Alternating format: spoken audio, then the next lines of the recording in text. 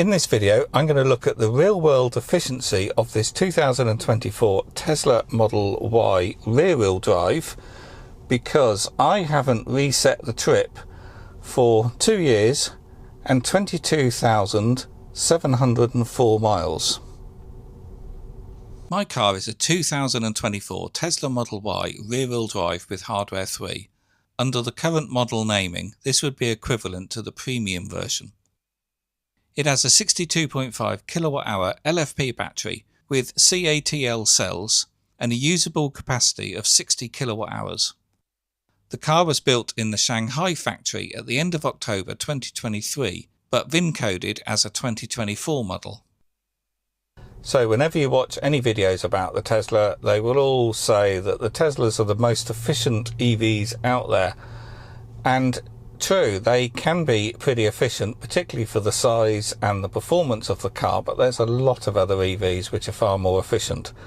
And that's because they have less powerful motors. The Teslas are fast cars. Even this rear-wheel drive, which at the time was the slowest model Tesla ever made, it's still got amazing performance. But there's a big difference between Teslas and virtually all other electric vehicles in that traction battery under the car doesn't necessarily turn off when you turn off the car. So with a Tesla, it can continuously consume energy when you're not driving, and that's because you've got many other features in the car like Sentry mode and of course preconditioning. So that great efficiency figure that you might be expecting isn't always achievable if you're going to use some of these other features which continue to consume energy when you're not driving the car. And also the type of driving you do and how long you drive for will have a huge impact on your overall efficiency. So a longer drive is a lot more efficient than multiple short drives. So if you're only driving locally and doing short commutes, then you are going to see worse efficiency on your car. So let's just look at the energy app here, and over the last 200 miles my car has done it's used 49.3 kilowatt hours over the last 200 miles. So that is 4 miles per kilowatt hour. So that's not too bad. This channel has had over 15 million views, yet only has 40,000 subscribers, whereas it should be 3 to 4 times that, because over 90% of the viewers are not subscribed. Please do, it's completely free, it's only a click for you, and it really does help.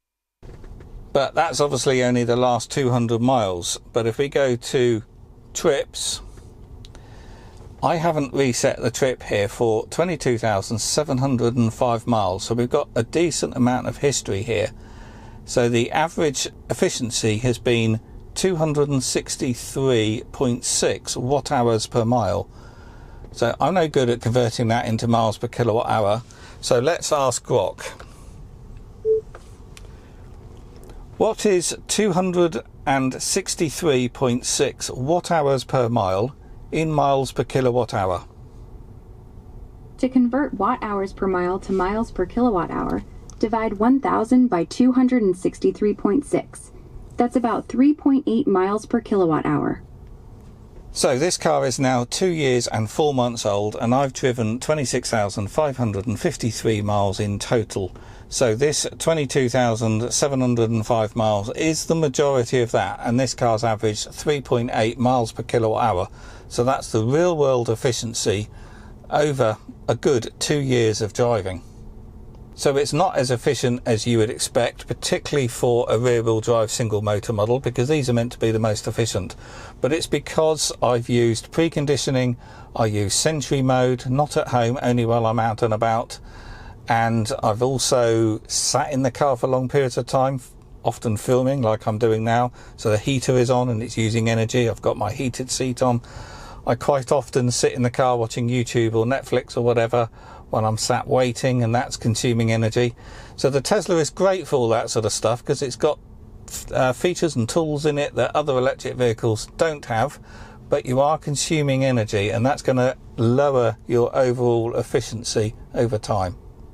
And a good example of that is when we've had power cuts, and I can think of at least twice over the 2 years where we've had a power cut at home, and obviously you get no lights, no internet, no telly, and we've gone and sat in the car, and you've obviously got the heating on, it's nice and warm, and then we can watch Netflix. So we would have been sat at home anyway watching the telly, and instead we can go and sit in the car. And obviously this is using power and lowering your overall efficiency, but it's great you've got these sort of features in the Tesla. But if you use these features, particularly Sentry mode, then obviously you are going to consume energy. And in my case, I have Sentry mode on all the time the car isn't parked at home, and I precondition the car pretty much before every drive. Also, when you navigate to a supercharger, it puts on the preconditioning to warm up the battery for faster charging. This, of course, uses more energy in exchange for less time at the charger. 90% of all my charging has been at Tesla superchargers, so there's been a lot of energy used for battery warming. And yes, this car has only cost me £24 to run over the last year because I get free supercharging on this car. So in my case, 3.8 miles per kilowatt hour average over 2 years and 22,000 miles probably isn't too bad, considering that's 3 winters and 2 summers, and I'm preconditioning the car before every use.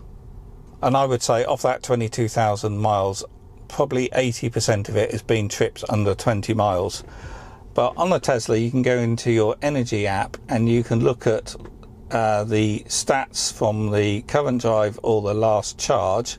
I actually only charged this yesterday, but it gives you tips here of how you can improve the efficiency and what has used the energy. So I can see here that plus 3.5% has been consumed because of the cold weather, and going uphill cost 8% and going downhill saved 7.7%. But yeah, mainly it was particularly cold yesterday. It was snowing in parts of the UK, and I've used more energy because I was high speed driving in very cold conditions. But using this energy app is a great way of seeing what's consuming the energy, tips on how to improve it, and you can also see when you're parked up like I'm doing now, we can see what's also using the energy as well. But on an individual trip, this rear-wheel drive Tesla is very efficient, and it's probably averaging at least 4.5 miles per kilowatt hour, maybe nearer 5 miles per kilowatt hour. But of course that's not the whole story. And of course all this extra power consumption while the vehicle is parked up is all optional.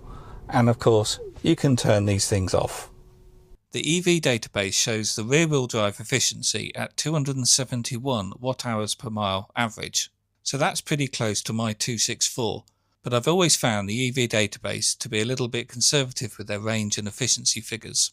My 2-year usage is probably a worst case scenario for the UK climate, due to being mostly short trips with a lot of preconditioning, and it's been over 3 winters yet only 2 summers. If you do longer trips, you'll get better efficiency without even trying. So how does this relate to range? I've averaged 3.79 miles per kilowatt hour, so that's 227 miles on this LFP battery. But in reality, that's around 210 miles in the winter and about 240 miles in the summer. So I hope you found that insight useful, because not many people are talking about the long-term efficiency on Tesla review videos. So I hope you found that useful. If you have, please do click the thumbs up, that really does help. And if you want to know more about the Tesla Model Y, in the video description below I've got a link to a playlist where you can see other videos I've made. And I've also got a new playlist for new Tesla owners where you can see a collection of beginner's guide videos.